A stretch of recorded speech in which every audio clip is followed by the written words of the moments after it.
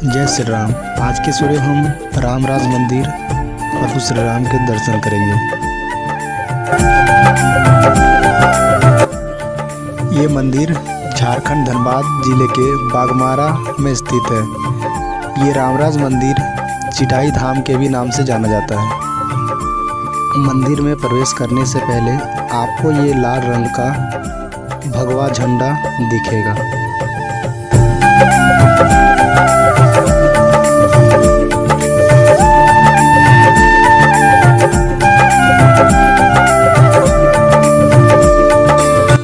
ये झंडा झारखंड का सबसे ऊंचा भगवा झंडा है।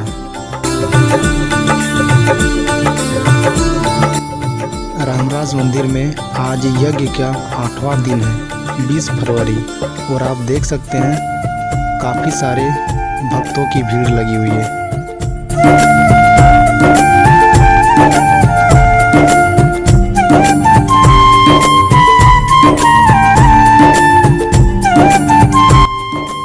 ये मंदिर का मुख्य प्रवेश द्वार है और आप देख सकते हैं काफ़ी अच्छे तरीके से सजाया गया है।